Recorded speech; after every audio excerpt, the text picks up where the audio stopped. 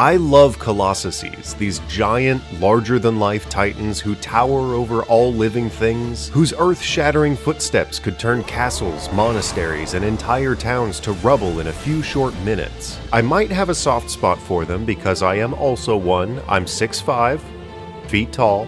That or because I spent about 2 months playing Shadow of the Colossus for PS2 with my brother when we were little, getting my ass whooped late at night by that fucking wall lizard, screaming in terror as I ran from a 300-foot-long sand snake, and taking a vow of silence after I thought aggro died. Then Dickhead Jacob played the remaster and didn't die once.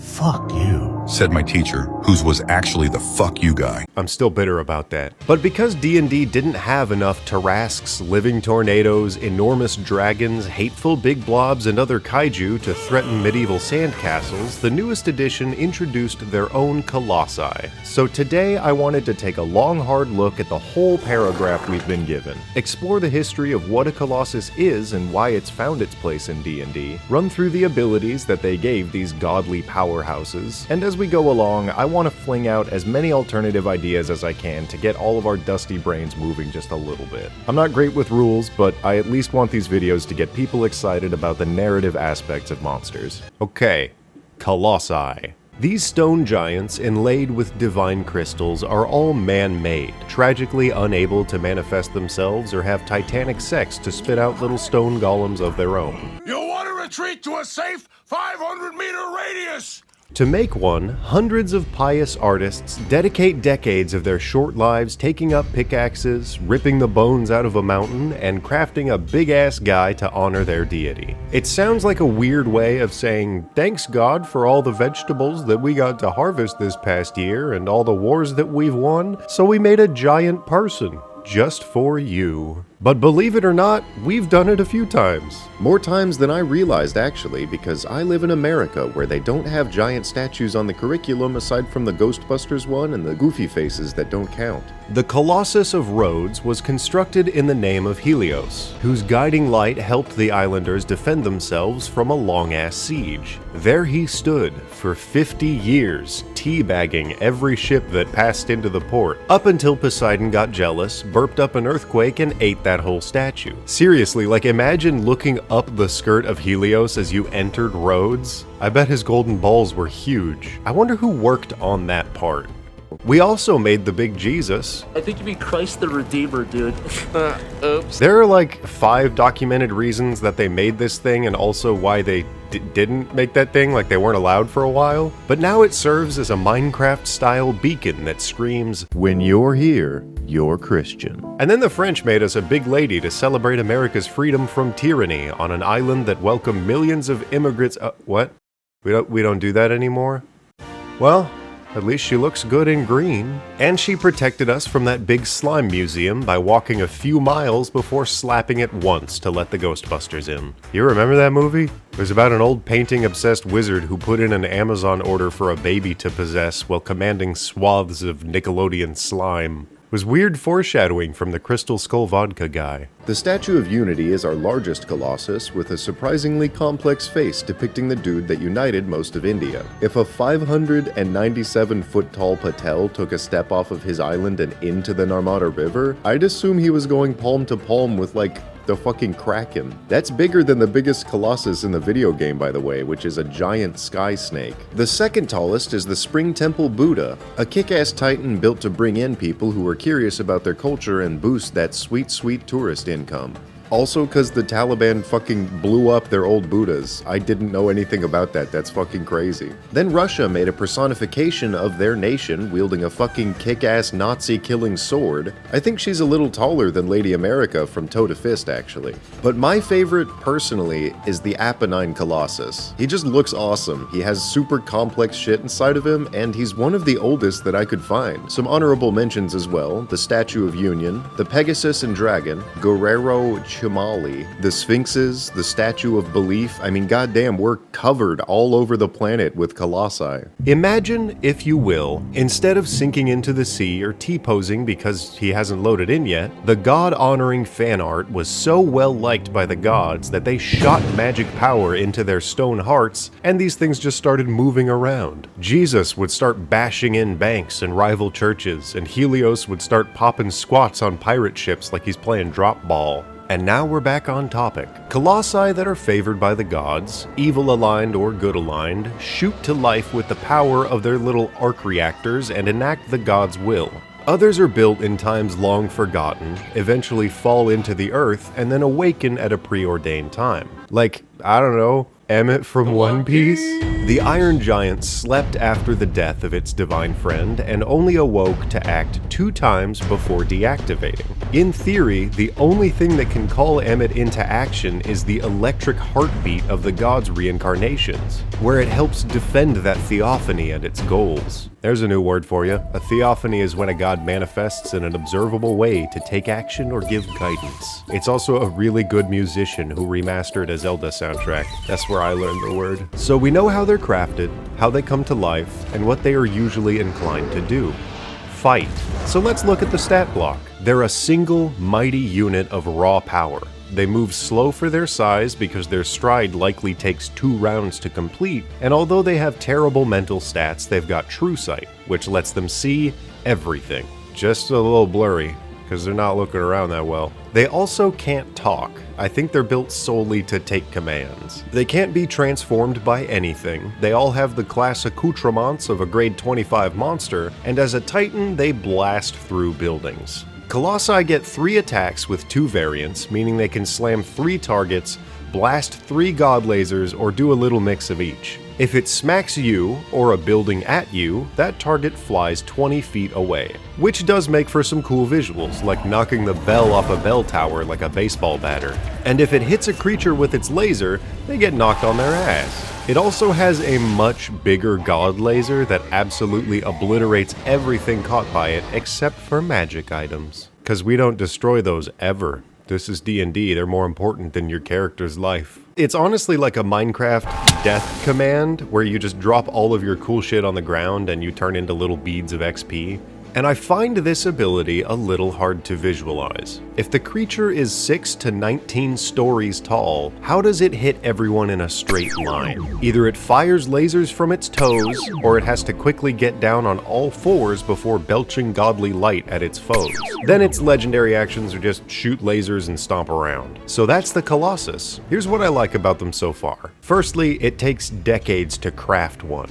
Something as ridiculously powerful as a Colossus should be an engineering wonder, and there should only be a few in the world at any given time. Or maybe like 16? If they're used to seal a dark god's power, or 8 if you're in Waterdeep. Actually, the walking statues of Waterdeep are a really interesting concept that's more adjacent to Colossi. They came without explanation from the ethereal plane, warping into the skyline of Waterdeep with no warnings aside from a shockwave clap, and then they just started meandering around, passively obliterating the city before settling into a dormant state, possibly waiting thousands of years for the next spell plague to call them into action again. Some were defeated by transmuting the earth that they walked on into mud, sinking them into stasis like the statue of Helios, which is kinda cool. I also like that they have an isolated power source. Though it's not used in any meaningful way when fighting them, it's something that should be expanded on a lot. And as I mentioned before, I like that they only act for brief moments to participate in specific world-shaking events. Their magic is kinda like a divine glyph, and their creation can also force a prophecy into existence, which makes for a good story.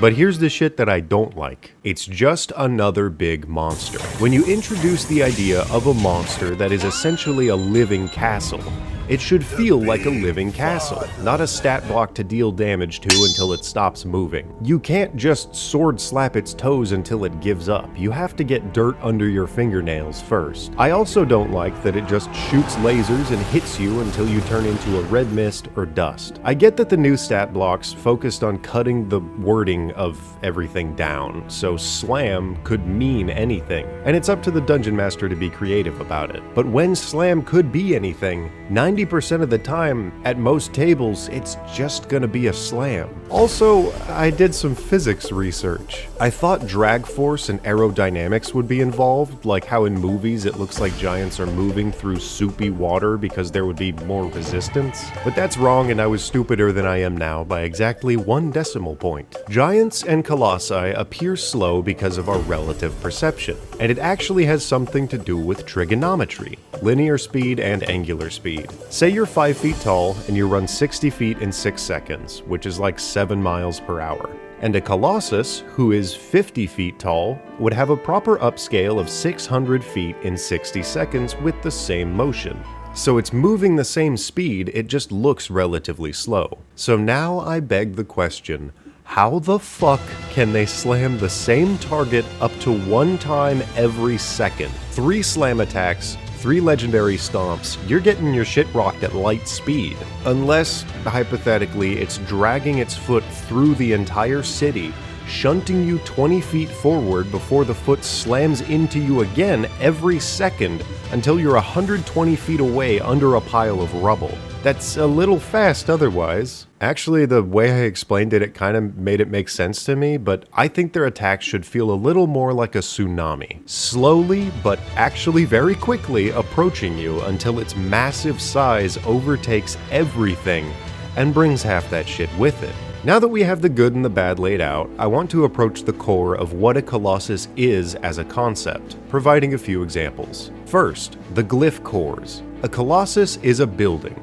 and you can't bring a building down by punching the same wall over and over again. Like the drill in Avatar, an oversized foe with way too much power to beat directly, it requires you to locate weak points like fuel sources, narrow areas or joints, what it uses to see, and what it's standing on. Remember, if a 50-foot tall creature falls over, that's 5d6 damage to its head, and if we wanted to segment this thing, like 3d6 damage to every part. The bigger they are, the whatever. Darren, the ancient sleeper, is another good example, where his hidden core needed to be exposed and punctured, otherwise he was literally undefeatable. And of course, Shadow of the Colossus. Glyphs would appear at core parts of their bodies, which were like weak binding spots that fueled their movements that had to be attacked multiple times. In Attack on Titan, the Colossal Titan had the same weakness as any others, but due to its size, that weakness was much harder to exploit. Once you got there, you didn't need to deal 500 damage to the entire thing, you just had to cut out the fuel source. That's the key design component. Going back to Shadow of the Colossus, the design pitch was essentially, I liked Zelda, what if we made inverted dungeons, where you had to traverse the outside of a living object instead of the inside of a stagnant object? If it's a living structure, just treat it like a structure. Make it fun for your players, pull inspiration from Breath of the Wild, the scarabs in Halo, or if you want some interior parts, something like Lemon John in Adventure Time, or Pizarro or Pika in One Piece. Or even Capone Beji. That dude is a whole castle man, that's the point. Give your players some way to chase this creature's massive strides, let them grab onto some dangly bits or get ahead of it and climb a building and jump on, and then play off the dungeon angle. If a dungeon trap requires saving throws, then the shake, shift, or electric slide of a Colossus should have the same effect. Instead of trap doors or hidden explosions, perception checks should find pathways up this creature or locate exploitable weaknesses to launch magic missiles at. Maybe the architects designed certain walkways around this creature, or covered it in spikes, or put gas canisters that expel poison when you climb the wrong arm. And if you wanted to provide an interior, have a couple rooms on the inside before you get to one or more of these cores that you need to break, with a puzzle or two, like Earthbound's Dungeon Man. But remember, it is still a monster. To fix its attacks, I think it should have a slam that takes 2 turns, targeting massive sections of the battlefield and forcing combatants to flee its oncoming hand as the crashing swipe lands firstly on their allies. Having lasers is fine, if you must, but since it's a work of art that honors a god, it can take any shape. Like the 16 colossi, there are minotaurs, serpents, quadrupeds, and 2 flying vessels. These gods also have domains, which could provide latent abilities to the Colossus, like segments of molten lava, vortexes around its movements, arcs of lightning that periodically rush down its body and into the ground. Whether or not they should actually talk is up to your setting and the purpose of the game, but the godly voice of a titan could be so loud that it deals thunder damage to shoulder riders.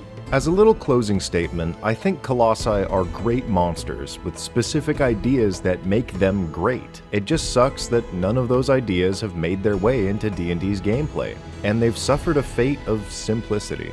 Alright, before I end the video, I have an honorable mention for Superman. The Iron Giant had like 13 projectile weapons, he could fly, and being stronger than a divine titan, had the ability to fully reconstruct himself. He was too strong, too good for this world, and did not deserve the flop that his movie received. I honestly want to know the origin of that dream he threw on the TV, like what's up with the rest of them? But no, we lost the IP to fucking Space Jam. That's the video. Thanks for watching. If you liked it, consider subscribing. I know I go between stinkers and bangers, but I want to revisit some of my favorite monsters with a similar format instead of just flinging out basic descriptions. The history of them is really interesting to me. Also, tell me what your favorite Colossus was from that game. I like the one that looked like Knack.